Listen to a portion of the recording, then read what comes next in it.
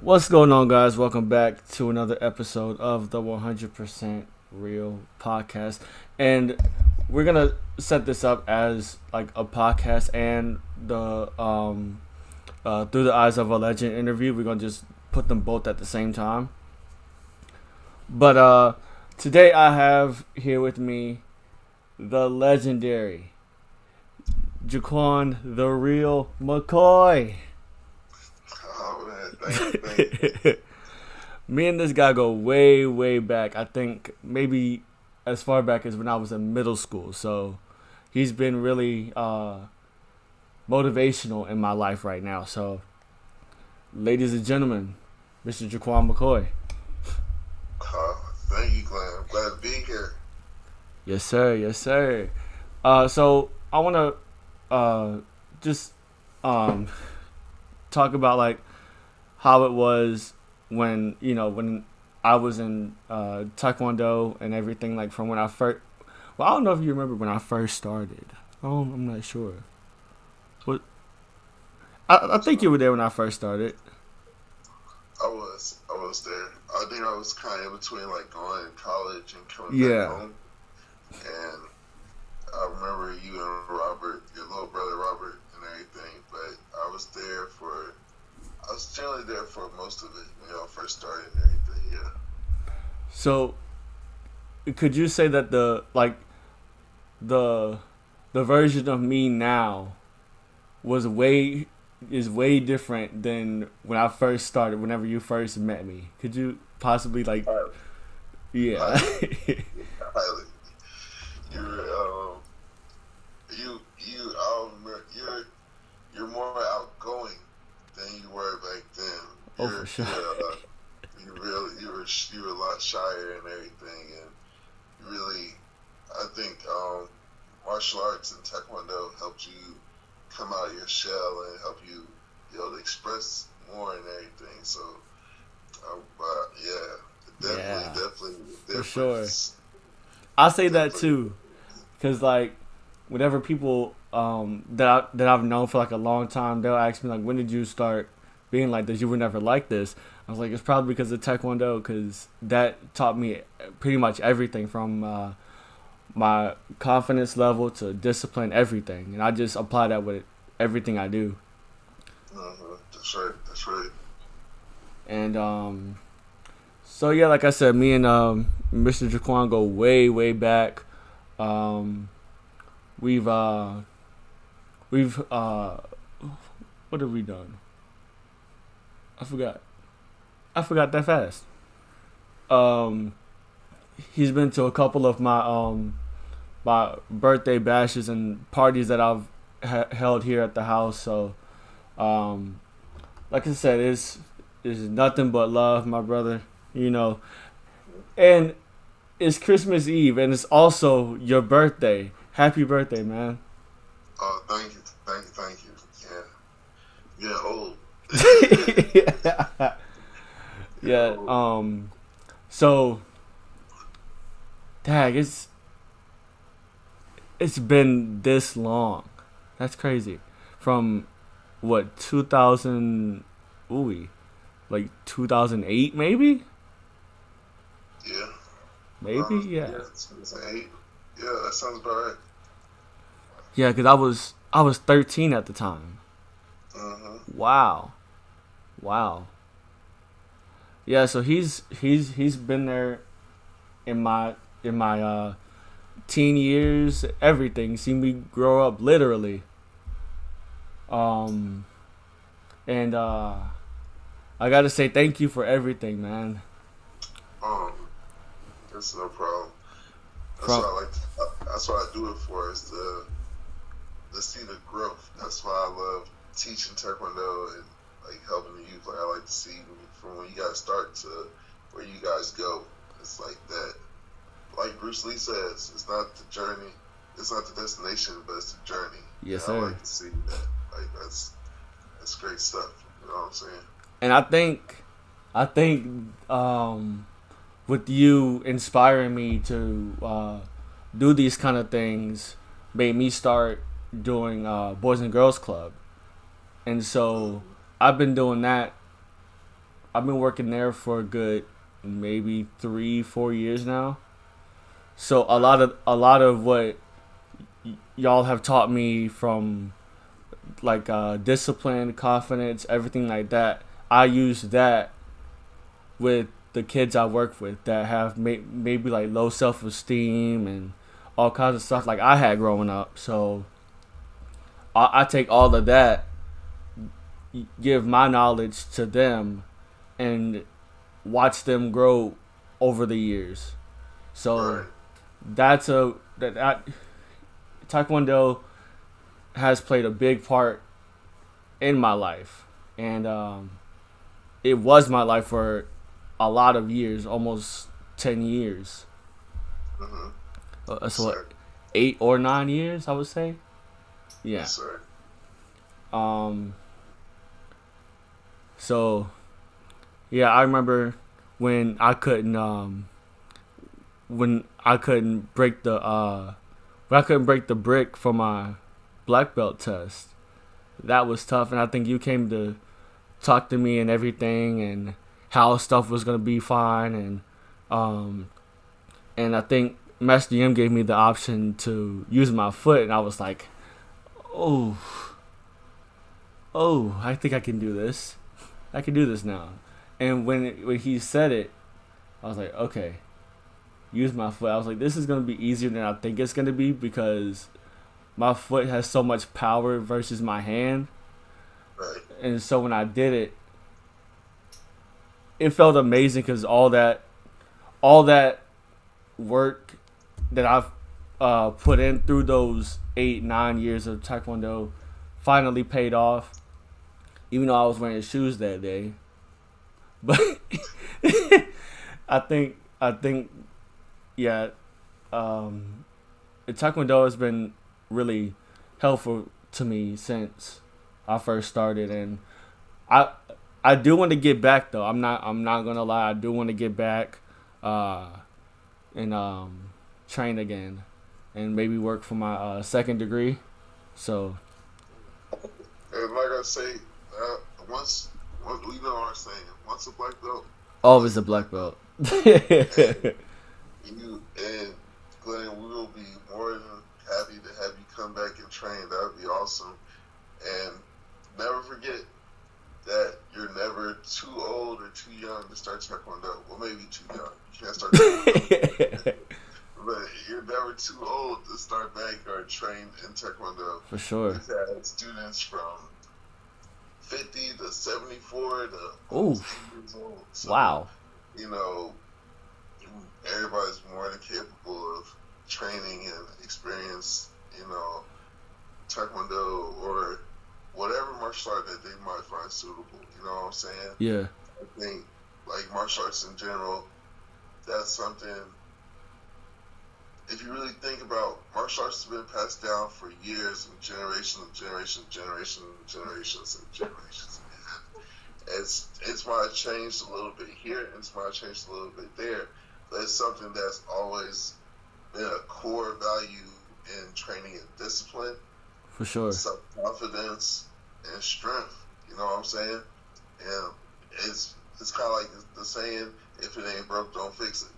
You know what I'm saying? Yeah. So it's been passed down since forever, and it's still the same thing. It's still going on till this day. So, For sure. it's I And suggest for everybody to at least try it. It's not for everybody. Some people, it's not for me. It's not my thing. But I always tell everybody to at least give it a try. for Take sure. a class. Just, see how you like it. You might end up really, really liking it and enjoy it. They'd be like hooked on phonics. You'd be like hooked on phonics. I think I remember my first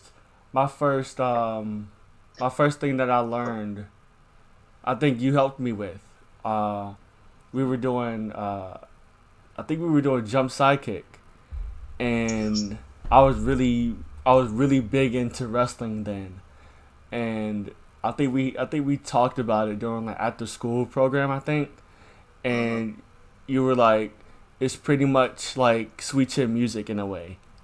the way how Right. Shawn Michaels did the sweet chin music, and then the jump sidekick is kind of like, I say like a slowed down version of it. The way that we the way that you kind of explained it to me, and then Right. after a while, I started watching videos on YouTube, watching Shawn Michaels do it, and then that next class we started doing it again because I think that was one of White Belt's um,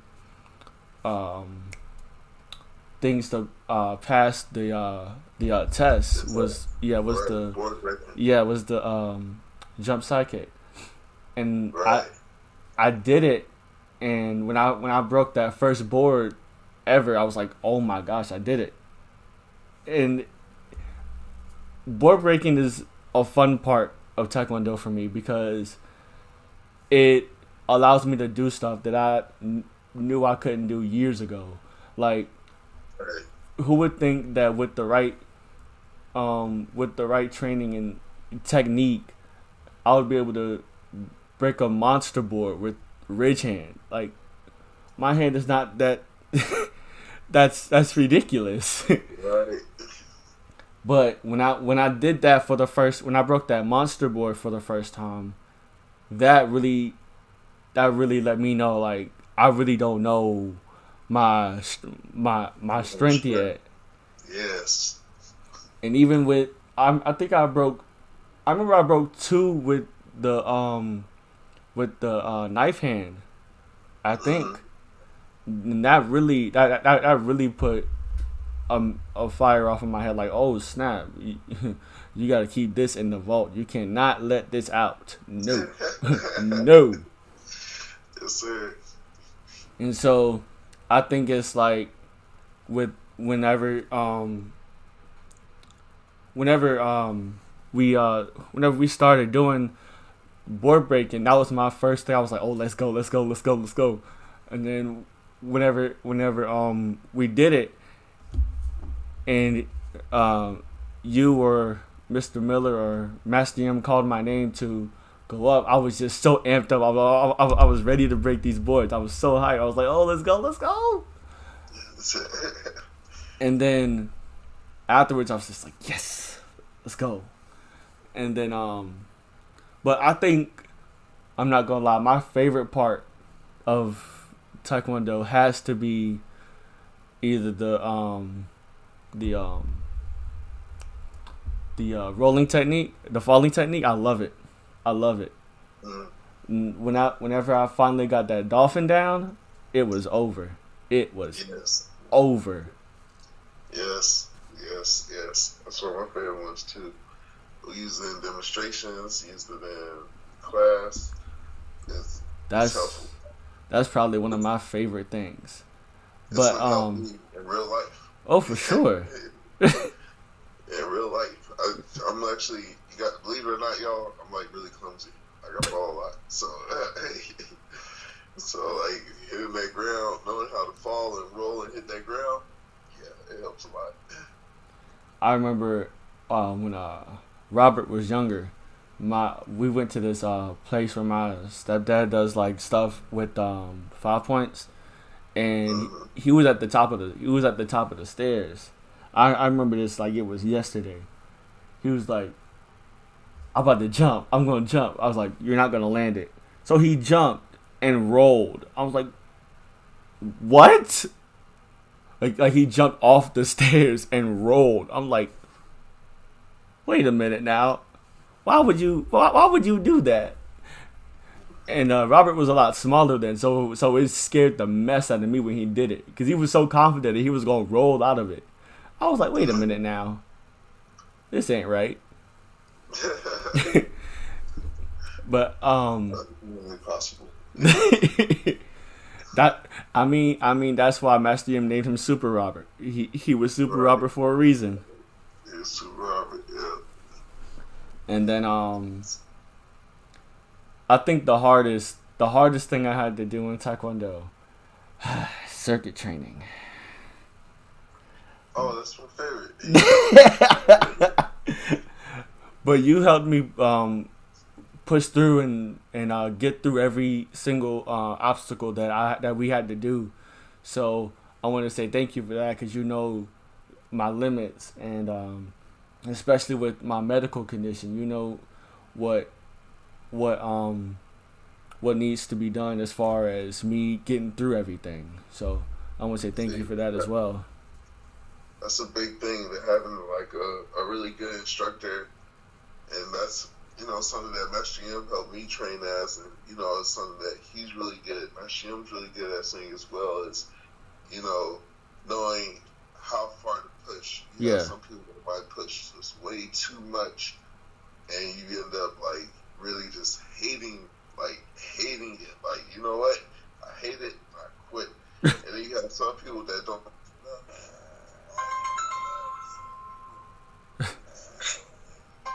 It's okay. Don't worry about it.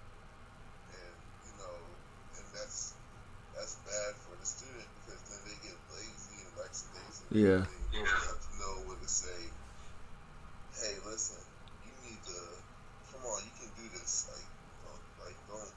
Don't stop. Don't give up. Don't quit. Persevere. Be strong." So like I said, Master Yim helped install that in me because at one point I was that lackadaisy instructor, like, oh, okay, well maybe we should just stop right here, and he helped me realize and see, like, oh no, like certain yeah, people, certain individuals, everybody has their limit, and you have to know, and that makes a good instructor, knowing everyone's limit, knowing your students basically, for sure, for sure.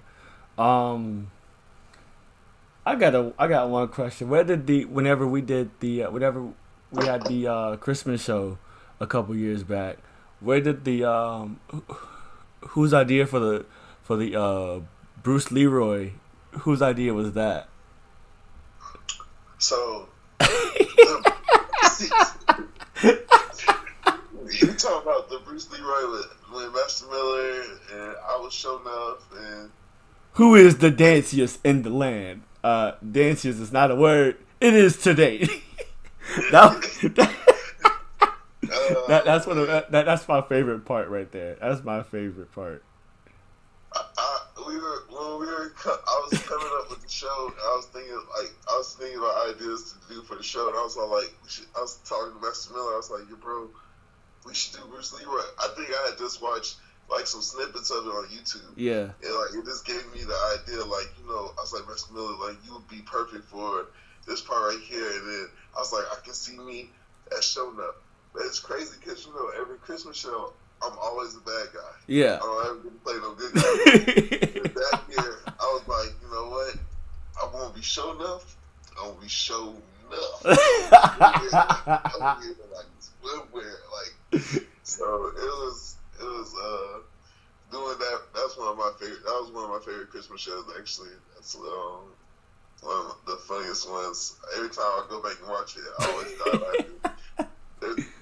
There's so much behind the scenes stuff that happened during that show. Like the training up to it.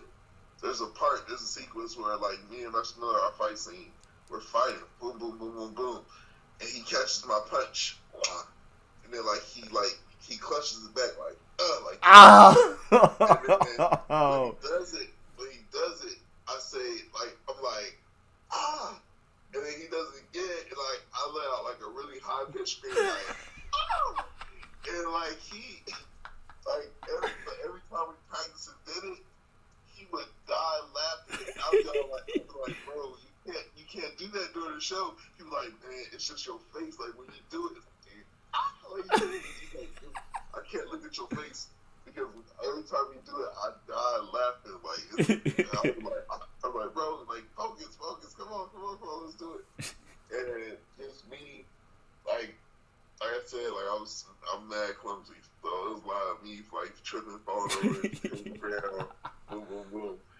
So, and I don't know if you ever had the show. I'm gonna give you a little secret. So check this out. I don't know if you have that DVD or not, but if you do, like if you go back and watch the part where our final fight scene and I knocked Master Miller into the blue mat.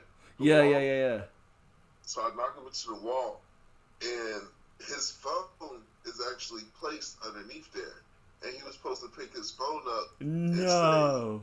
like I have the glow, and then there was a little bit more to our fight sequence where he like knocks me out, like beats me and everything. You know what I'm saying?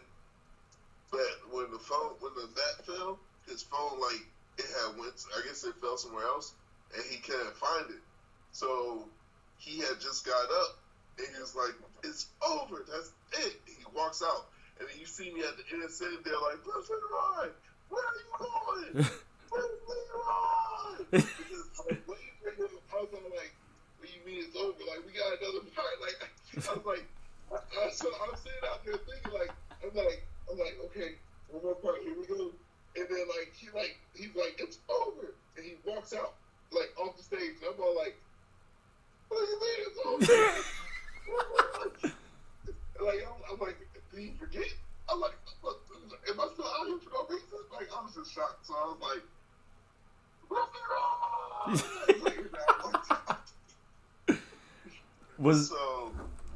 I'm trying to think. Was that the same? Was that the same show where Robert finally got that no hand cartwheel? I think that was that show. I want to say that was the same show that Robert got no hand cartwheel. Yeah. I think it was because I would say the year before that y'all had did the was it the year or 2 years before that y'all did the Michael Jackson Thriller. I remember that. All right. So all right. So we were gonna do the Thriller thing, right? So I was like, all right, I'm gonna go all out for this. This is a show. I'm gonna go all out for this. I'm wearing the Michael Jackson hat. I got a pink shirt on. I got the glove and everything.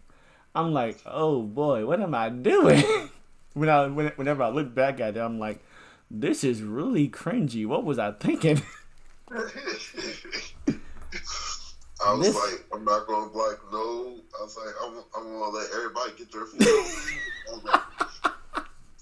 When he was feeling himself, I was all like, all right, here we go. I'm going to let him do this thing. I was like, what? Like, kill it. I was like, what am I doing? And then I watched how Robert was dancing around me. I was like, what are you doing, dude? He was hitting the I was like, what are you doing? I was trying so hard not to laugh. I was trying my hardest not to laugh that day. But it's kind of crazy though how me, Robert, and Jakari are still so close. Yeah, that's that brothership. That's that bond. Yes, sir. Because I think me, Robert, and Jakari met. We met at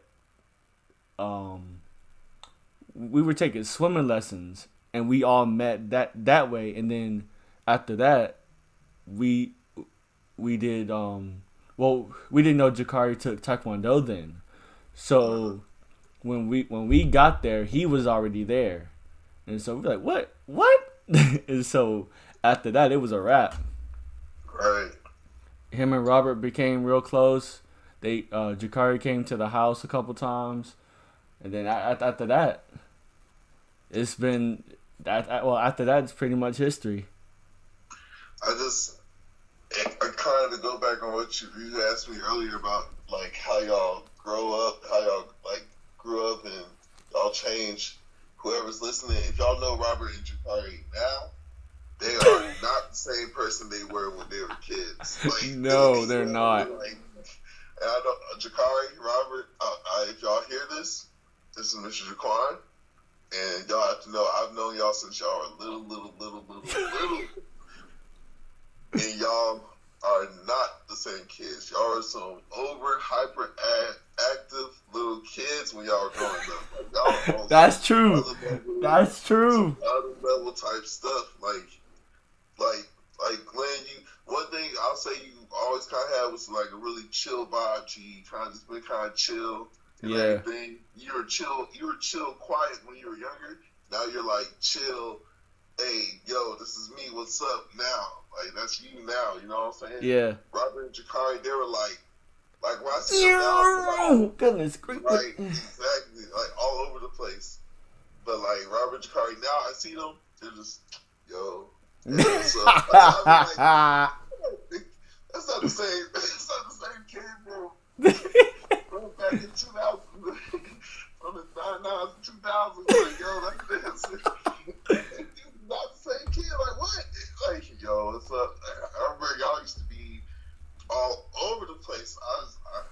Y'all kept me in shape basically. Pretty much.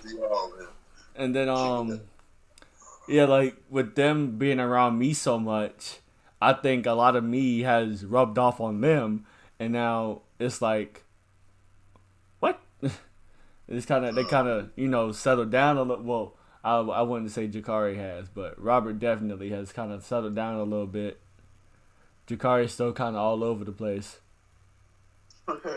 So I'm like, you gotta chill, man. Relax. And then well, go ahead. It's good to see. Like I said before, it's good to see seeing them grow up. Like it's really. I be like, man, I'm getting old, man. Like the Jacari and his skills, like just like the way he moves and he when he does his flips and everything. It's so fluent. It's so fluent. Fluent in his moves and everything. I'm just like, whoa, like that's crazy. And like I remember hearing and remember when I talk to your mom and your dad sometimes when I get a chance and hear about Robert and accomplishments he's making in like basketball or football or in school, and I was just like, wow, like it's just good to, it's just it touches a certain place in my heart when I see you guys like doing things in this world, you know what I'm saying? Yeah. That's all I always wanted. I always knew y'all would be like when I remember watching y'all growing up, and I was just y'all like, y'all got some stuff for y'all, you know what I'm saying? For y'all sure. Doing big things, you know what I'm saying? So it's good to be a part of y'all's lives and everything. Yeah. Feel part of it, you know what I'm saying? I know Master Yam feels the same, and Master Miller as well, you know what I'm saying? You guys are looking good. You guys are looking good. I like it. Thank you. I think when I first started, Master Hurley was teaching class, and that's when my stuttering was. It was bad. It was bad back then. It was so bad. So I couldn't even get my whole name out. And I mean, I still have that to this day where if I'm talking to somebody, I can't fully get my name out, so I have to kind of just slow down and then talk, because otherwise I'm not gonna get it out. But I remember when Master M came out to take over the class. I can't remember what he called me. I just kind of went with it because I knew who he was talking about. So I always have respect for Master M. Always. That's like another. I'll say like a father uncle figure, because he pretty much showed me everything, like as far as he taught me a lot of stuff, and I use it every single day, and I have nothing but respect for Master M, nothing but love for Master M. So who knows, I might get him on the podcast as well. One day it's gonna happen one day.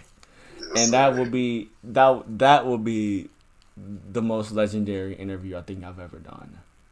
Right. Because right now, I have to say it's a tie right now. I have to say between you and former WWE NXT Cruiserweight Champion Lio Rush.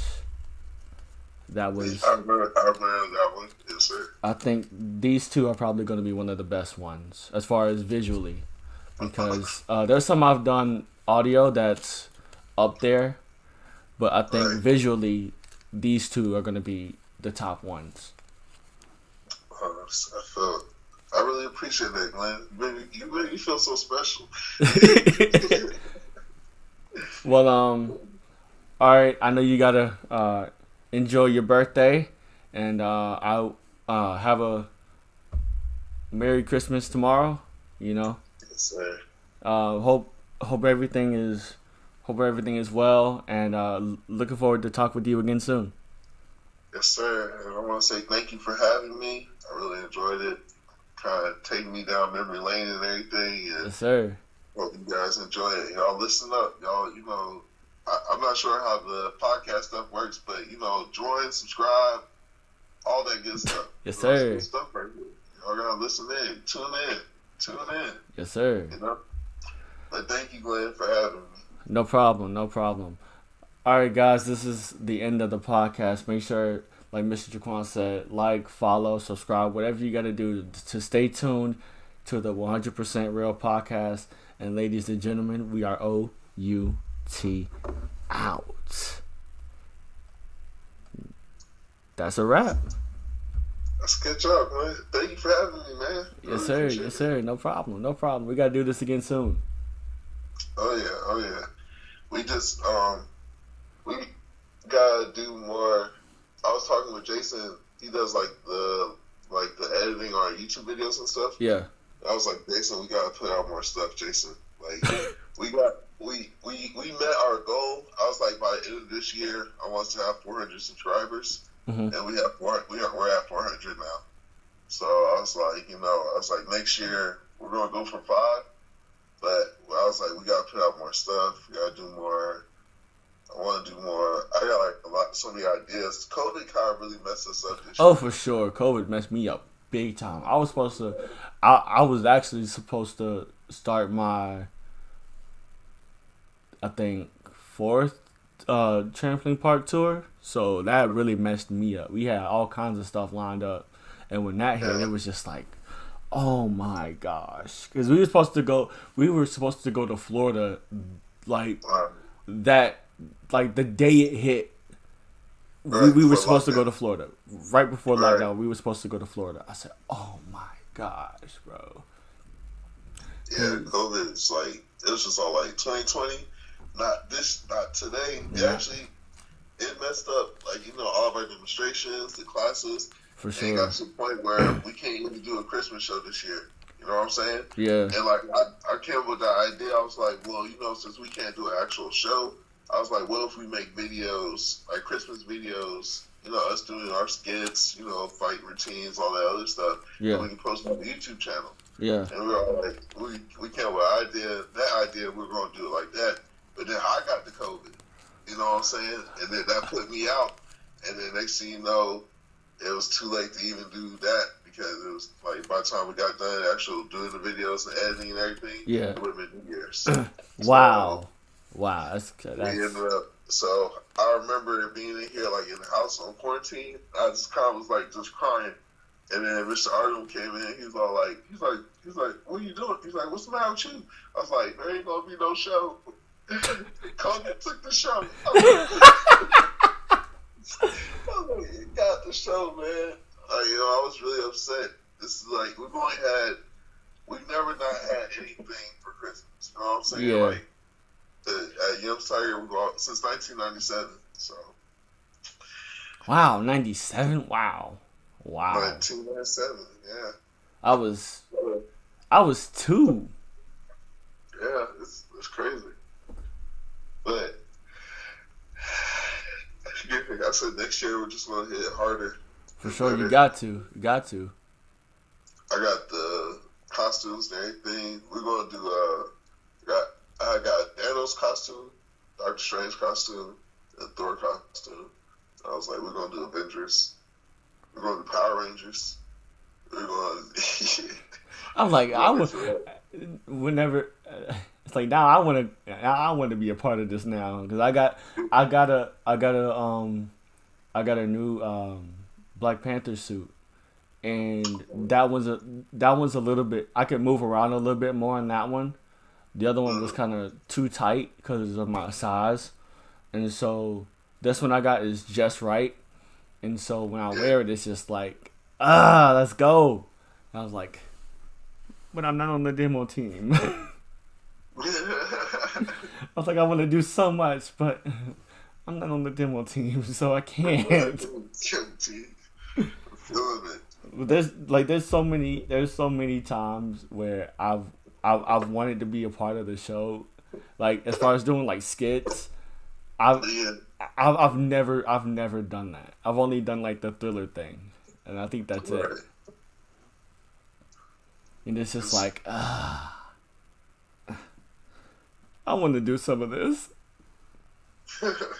And even like at the school, we'll have like little talent shows and plays and skits like that, and it's so funny to see like how the kids react to like fake falls and stuff. It's hilarious, and with being on a stage, I've learned how to fall, and I think Taekwondo has been really helpful with that.